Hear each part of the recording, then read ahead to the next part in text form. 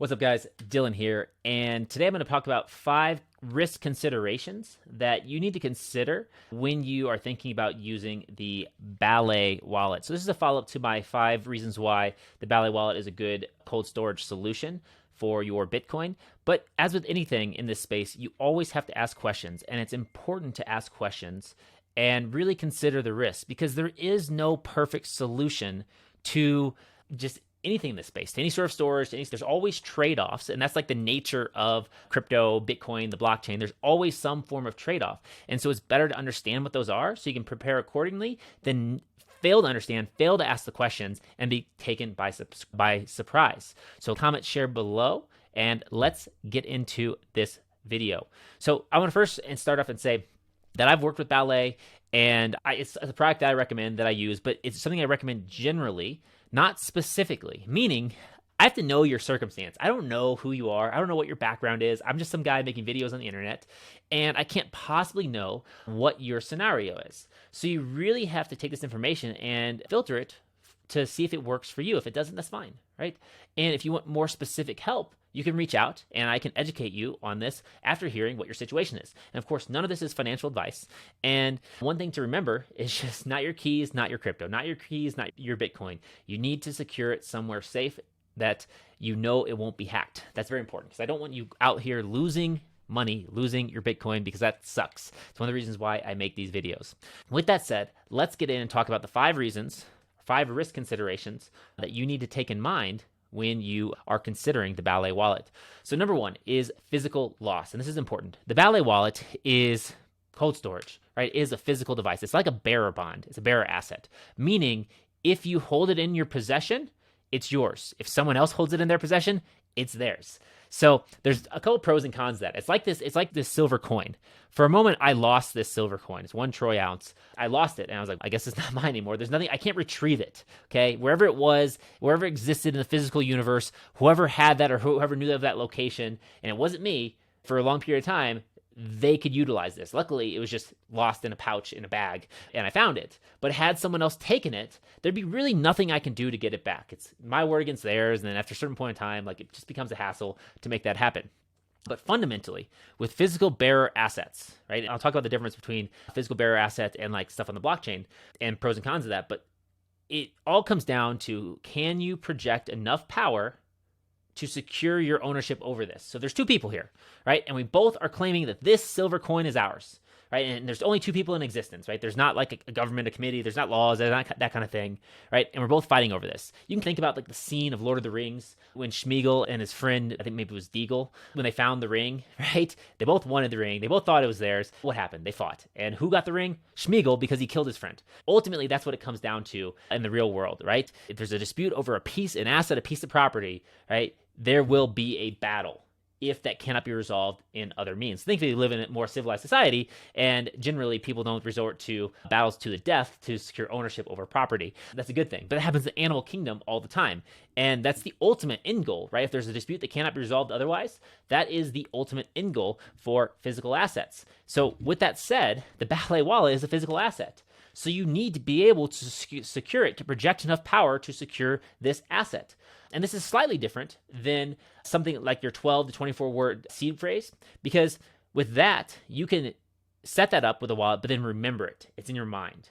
And the only way for someone to get that out of your mind is to get you to tell them, right? We don't have mind reading devices yet. We don't have that type of stuff where you can just read all the words and find them and scan someone's brain and find those things. And I really hope we don't ever come up with those things. But that's the only way you can get it out of someone's mind. And that's the cool thing about the blockchain and that 12 to 24 private key, is it allows you to have something that you and you alone own. No one can really take it from you. Because if you go back to the physical bearer asset thing, right? If you have a bunch of blocks of gold, and I'm talking about this point a lot because it's important. I'll get to the other ones, don't worry. But if you have a bunch of gold in your house, okay, a bigger entity can come by and be like, you know what doesn't burn in fire? Gold bricks. You know what burns in fire? Walls, wooden walls, and the people inside that house protecting the gold bricks that will hurt us if we come in there. Let's just start the house on fire. So that's what they do. They burn the house down, Wait till you're dead. Wait till everything's burned, and then go and get the gold, right? That kind of stuff happens all the time because there's always a bigger fish in that scenario.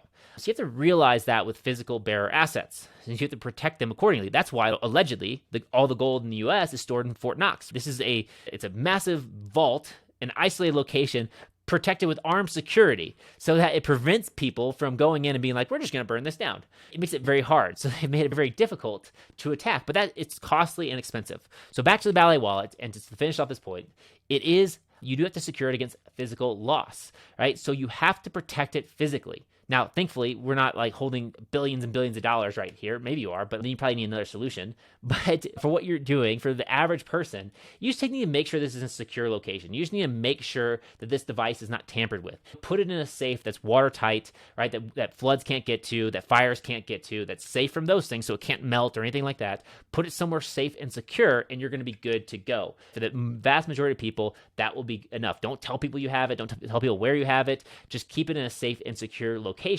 and monitor that to make sure that it's still there. So keep this physically safe and you will be a-okay, good to go. Which brings us to number 2, security breach.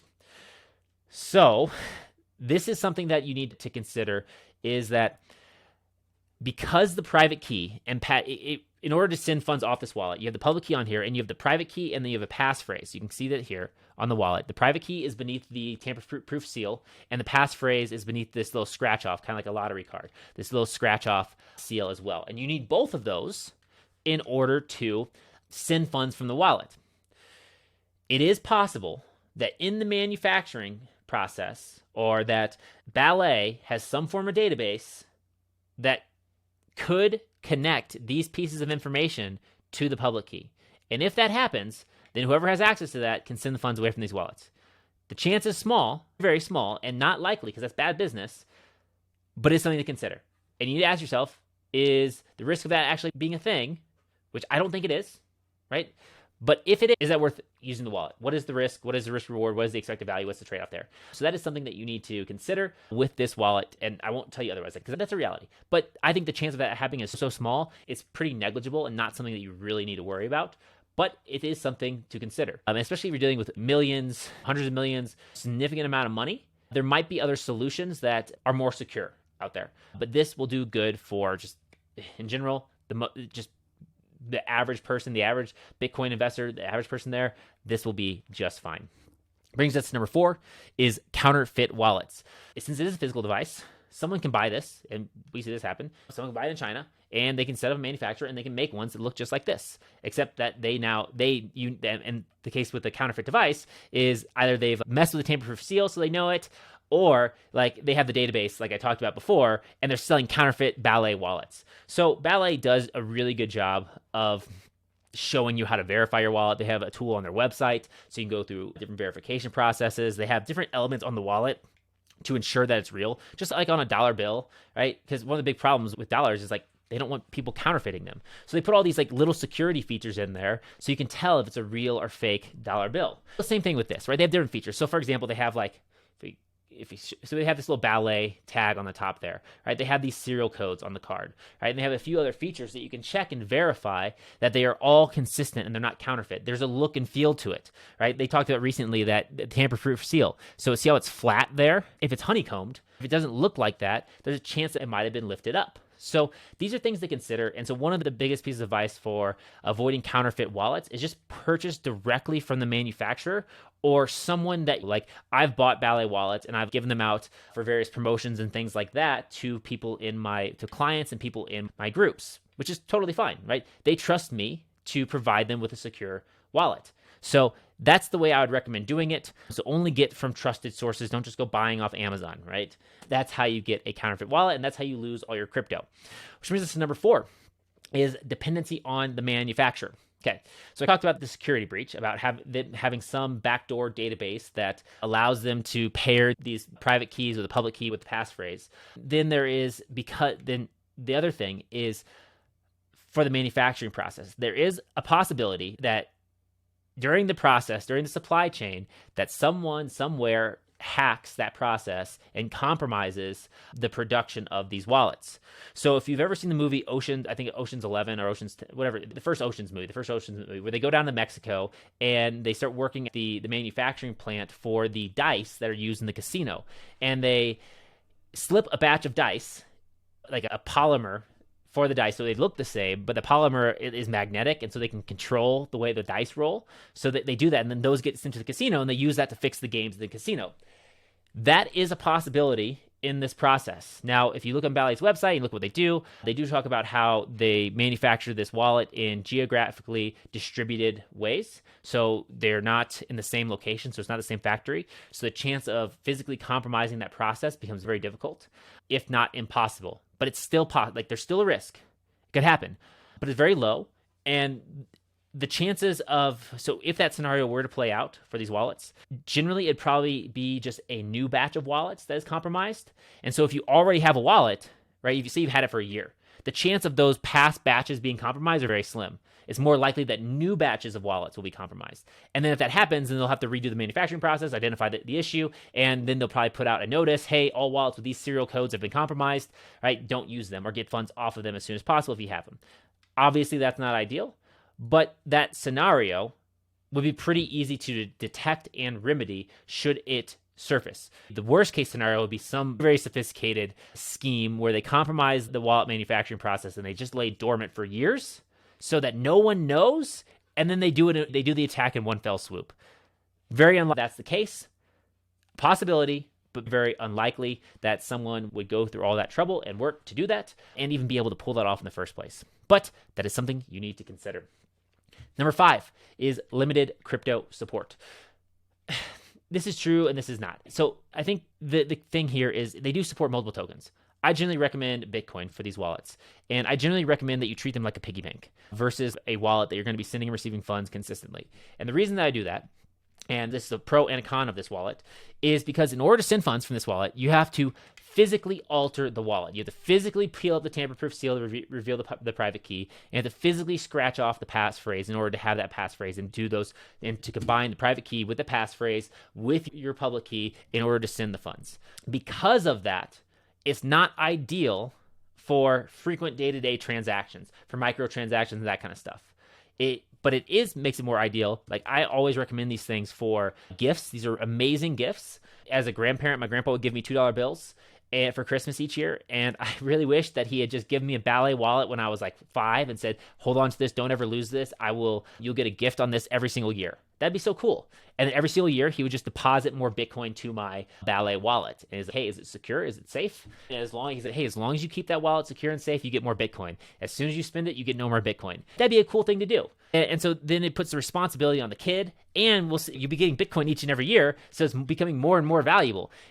Versus my $2 bills, which are becoming less and less valuable. It's just like they're just kind of sentimental at this point in time than any sort of actual value for those $2 bills. But so because of that, I think these are best used, especially if you have a good amount of money on here, as a one-time use thing. So if you need to move funds or send funds, just buy a new one. You can get these things for $35, or if you get them from the Economic Preppers, they're like $45. They're Economic Preppers branded, but they're from Ballet. We collaborated with them to brand the wallet for our business there. So it does have limited support and limited functionality. That is something to be aware of. So if you're doing a bunch of microtransactions, it might not be the wallet for you. But if you're looking to hodl over time and you want a simple and easy solution, these things are great. If you want to give these for gifts, for presents, for stuff like that, if you want to give them to someone new to help them get started and set up, I recommend it for that as well. I know we covered a lot, but this was very important because these risks are always important to consider and to think about and to go through the scenarios. And they're going to be different for each individual person. Like, you may be listening to this and be like, that's not a big deal. It's fine. Or you might be listening and be like, oh my gosh, I'll never use that. And it's totally okay.